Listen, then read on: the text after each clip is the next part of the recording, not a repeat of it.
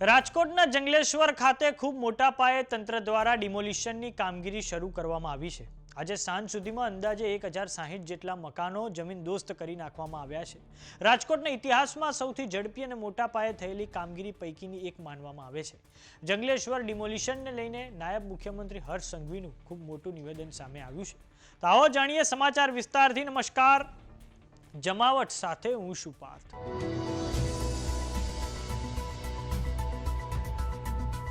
રાજકોટના જંગલેશ્વર ખાતે તંત્ર દ્વારા ઓપરેશન જંગલેશ્વર હાથ ધરવામાં આવ્યું છે।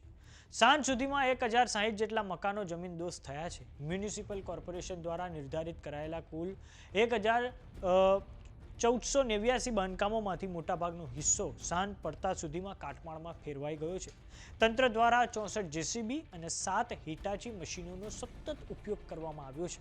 જંગલેશ્વરના મુખ્ય માર્ગથી લઈને સાંકડી ગલીઓ સુધીના દબાણો દૂર કરવામાં આવ્યા છે। સવારથી જ તંત્રના ટ્રેક્ટરો કાટમાળ હટાવવા માટે કાર્યરત હતા, જેથી ટ્રાફિક અને અવરજવરમાં અડચણ ન પડે। જેમ જેમ બુલડોઝર આગળ વધતા ગયા તેમ તેમ વર્ષોથી રહેતા પરિવારોમાં શોકનું મોજું ફરી વળ્યું હતું। સાંજ સુધીમાં સેંકડો પરિવારોએ ખુલ્લા આકાશ નીચે આશરો લેવાની ફરજ પડી હતી।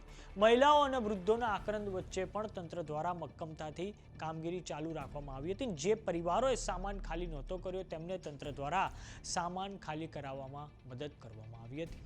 વાત કરીએ પોલીસ તંત્રની, તો ડીસીપી જગદીશ બાંગરવા અને તેમની ટીમ દ્વારા સમગ્ર વિસ્તારને કોર્ડન કરવામાં આવ્યો હતો। સાંજ સુધીમાં કોઈ જ મોટી હિંસક ઘટના નહોતી નોંધાઈ। આવતીકાલ સાંજ સુધીમાં આ મહા ડિમોલિશન પૂર્ણ થાય તેવી સંભાવના છે। તો હવે આ સમગ્ર મામલે નાયબ મુખ્યમંત્રી હર્ષ સંઘવીની પ્રતિક્રિયા સામે આવી છે। આવો સાંભળીએ તેમણે શું કહ્યું છે। કરવામાં આવ્યું હતું એ જંગલેશ્વરમાં આજે ડિમોલિશન કરવામાં આવ્યું છે। જંગલેશ્વર વિસ્તારમાંથી છેલ્લા ટૂંકા ગાળામાં ખૂનના 8 આરોપીઓ પકડવામાં આવ્યા છે। ખૂનની કોશિશના અનેક આરોપીઓ પકડવામાં આવ્યા છે। મારામારીના કેસમાં 68 આરોપીઓને પકડવામાં આવ્યા છે। બલાત્કાર અને અપહરણના કેસમાં 15 કેસોમાં 19 આરોપીઓને પકડવામાં આવ્યા છે। ગેરકાયદેસર મંડળીના 89 આરોપીઓ પકડવામાં આવ્યા છે। જંગલેશ્વરમાં ચોરી, લૂંટફાટ, ઘરફોડના 37 કેસોમાં 72 આરોપીઓને પકડવામાં આવ્યા છે। રાજકોટના પાસાના કુલ 187 કેસો થયા છે, જેમાંથી 58 કેસોના પાસાના કેસો એ માત્ર ને માત્ર જંગલેશ્વર વિસ્તારમાંથી થયેલા છે। 472 કિલો ગાંજો પકડાયો છે, 8 કિલો ચરસ પકડાયું છે, 1.5 કિલો પોસદોડા પકડાયું છે, 33 ગ્રામ હેરોઇન સાથે 53 આરોપીને કુલ મળીને ડ્રગ્સમાં પકડવામાં આવ્યા છે।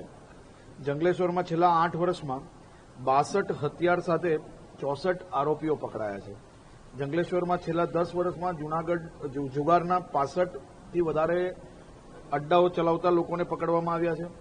જંગલેશ્વરમાં આ પ્રકારે અનેક ગુનેગારોને અડ્ડો બની ગયો હોય અને ખાસ કરીને મોટા ભાગના લોકો ત્યાં ભાડે રહેતા। આજે ગુનેગારો છે, જે લોકો ટપોરીગીરી કરે છે, એવા લોકોએ દાદાગીરીથી અનેક પ્લોટો પર કબજો કર્યો હતો અને એ કબજા કરેલા પ્લોટ પર મકાનો બનાવીને ભાડે આપવામાં આવ્યા। અને જે લોકો પોતે રહેતા હતા એમાં ત્યાં કોઈ નાના મકાનો નહીં, આલીશાન 2-2, 3-3, 4-4 માળના મકાનો બનાવીને મોટા બંગલાઓ બી નાના દેખાય એ પ્રકારની બી વ્યવસ્થાઓ અનેક લોકોએ ત્યાં ઊભી કરી હતી। આજે રાજકોટ પ્રશાસન દ્વારા આ સંપૂર્ણ દબાણ મુક્ત કરવામાં આવ્યું છે। રાજકોટના નાગરિકોની વ્યવસ્થાઓ માટે આ જગ્યા ખુલ્લી કરવામાં આવી છે। એટલે ખાસ કરીને જંગલેશ્વરનો ફેઝ 1નું ડિમોલિશનની કામગીરી શરૂ થઈ છે। અને મેં અગાઉ બી કહ્યું હતું કે રાજ્યના કોઈ બી ખૂને, કોઈ બી અસામાજિક તત્વો જો સરકારી જગ્યાઓ પર કબજો કર્યો હશે અને ગુનો કર્યો એટલે એ જગ્યાઓનો સર્વે ચાલુ થઈ જશે।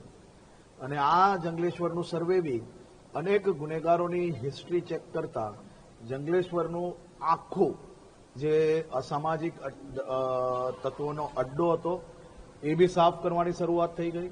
સાથે સાથે રાજકોટ શહેરના નાગરિકો માટેની વ્યવસ્થાઓ માટે જે આરક્ષિત રખાયેલી જગ્યાઓ છે એ જગ્યાઓ બી આજે ક્લિયર કરવાની કામગીરી શરૂ થઈ છે. મોડી કાલ સાંજ સુધી ફેઝ 1ની કામગીરી પૂર્ણ થશે અને આ કામગીરી ક્લિયર થયા પછી તે આવનારા દિવસોમાં લોકોની વ્યવસ્થાઓ માટેની વ્યવસ્થાઓ ઊભી કરવામાં આવશે. આભાર. તો સમાચારોમાં અત્યારે બસ આટલું. જોતા રહો જમાવટ. જો તમામને યુટ્યુબ પર જોઈ રહ્યા તો સબસ્ક્રાઇબ કરો. જો તમામને ઇન્સ્ટાગ્રામ અને ફેસબુક પર જોઈ રહ્યા તો ફોલો કરો. સાથે જ અમારી વોટ્સઅપ ચેનલ આવી ગઈ છે, જોઈન કરવાનું ના ભૂલતા. નમસ્કાર.